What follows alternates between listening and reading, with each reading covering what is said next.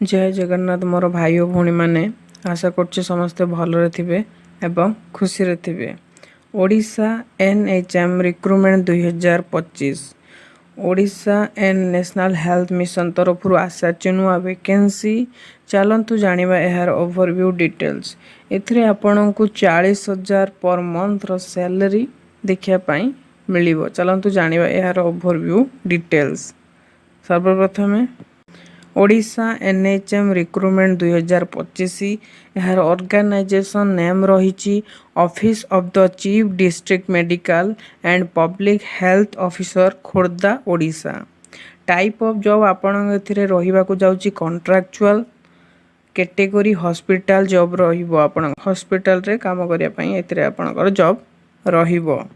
Next रही name of the post data assistant cum accountant रही post. Counsellor रही dental technician बा DEIC रही।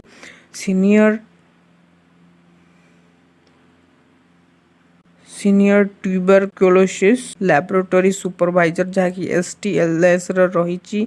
अर्बन डाटा मैनेजर यही सबू पोस्ट रही यही पदवी रे। एप्लिकेशन मोड थ्रो स्पीड बा रजिस्टर पोस्ट आपण को पोस्टल माध्यम रे ही आपण को अप्लाई करिया पई पड़िबो।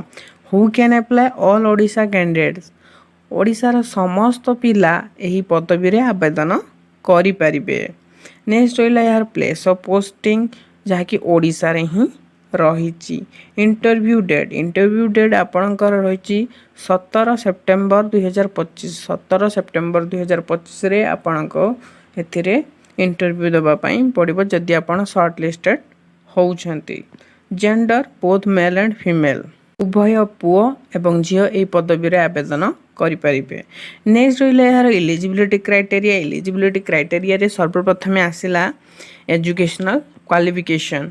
एजुकेशनल क्वालिफिकेशन रे आसिला डाटा असिस्टेंट कम अकाउंटेंट रो पोस्ट जदि आपण ग्रेजुएशन कंप्लीट करचंती ता सहित PGDCA किमा DCA OSCIT कोर्स करिसंती ताहले आपण अप्लाई करि परिबे। नेक्स्ट रहिला काउंसलर जदि आपण bachelor degree in social work किंबा साइकोलॉजी किंबा क्लिनिकल साइकोलॉजी किंबा काउंसलिंग साइकोलॉजी किंबा सोशियोलॉजी किंबा पब्लिक एडमिनिस्ट्रेशन रो डिग्री कंप्लीट करिसंती बैचलर डिग्री ताहले आपण अप्लाई करि परिबे। नेक्स्ट रहिला सीनियर ट्यूबरक्लोसिस लैबोरेटरी सुपरवाइजर जहाँकि STLS रो रही। जदि आपण ग्रेजुएट ता सहित diploma in medical laboratory technology रे कंप्लीट करचंती DMLT ताहले आपण एलिजिबल अछंती STLS अप्लाई करिया पई।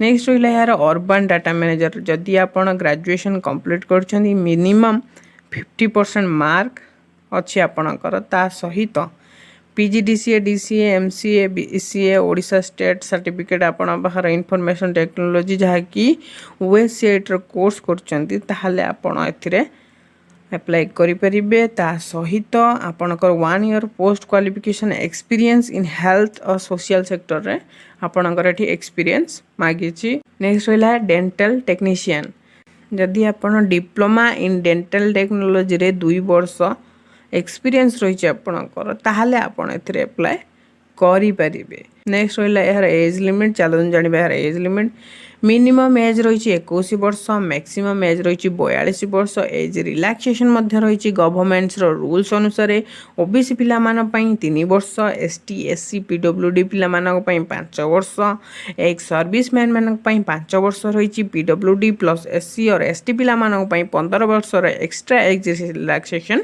रही। नेक्स्ट आम जाना सैलरी रे आपणकर डाटा असिस्टेंट कम अकाउंटेंट रे 18,848 टंका पर मंथ सैलरी रही। काउंसलर रे रही 25,000 रु 40,000 पर मंथ। DEIC जहाँकि डेंटल टेक्नीशियन रही 19,800 रु 24,700 पर मंथ। STLS रे रही 27,782 per month. Urban data manager रही 18,000 रु 160 पर मंथ। नेक्स्ट रहिला यार सिलेक्शन प्रोसेस रे आपणकर फास्ट रहिबो मार्क असेसमेंट, सेकंड रहिबो इंटरव्यू, थर्ड रहिबो आपणकर सर्टिफिकेट वेरिफिकेशन। नेक्स्ट रहिला यार एप्लिकेशन फीस एथिरे कौनसी वर्गर पिलामानंकु कौनसी देय दबाकू पड़िबो नाही काहेकि ना यह संपूर्ण मुक्त बा मागणा अटे सबु वर्गर पिलामानंक पाई। नेक्स्ट आमे जानिबा यह इम्पोर्टेंट डॉक्यूमेंट्स कौन सब लागिबो। यार इम्पोर्टेंट डॉक्यूमेंट्स गुडी को हला क्वालिफिकेशन सर्टिफिकेट आपनकर जहाँ भी आपनकर क्वालिफिकेशन रही देन रही certificate indicating the date of birth आपनकर मैट्रिक कि +2 सर्टिफिकेट रे आपनकर रियल डेट ऑफ बर्थ टी ठीक रहिबा आवश्यक। नेक्स्ट रहिला 2 recent colour passport size photo registration certificate with validation caste certificate if any experience certificate एथिरे आपनकर एक्सपीरियंस सर्टिफिकेट लागिबो किछटा पोस्ट पाई जदि आपण अप्लाई करूचंदी ताले निश्चित भाव में आपनकर एक्सपीरियंस रो सर्टिफिकेट सांगरे नै कि जिबा पई पड़िबो।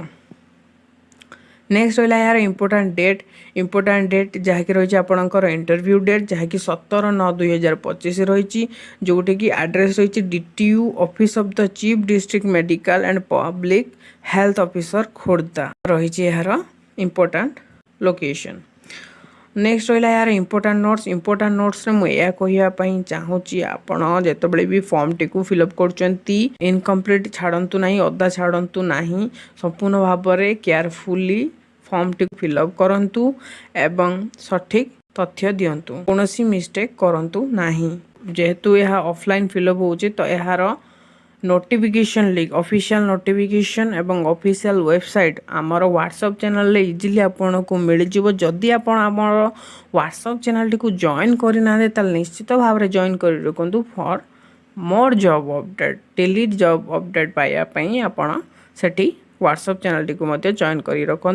यही थिला आज वीडियो जदि वीडियो आपको भल लगी निश्चित भाव में लाइक शेयर सब्सक्राइब करने भूलिबेनी। रहिली जय हिंद वंदे मातरम नमस्कारम।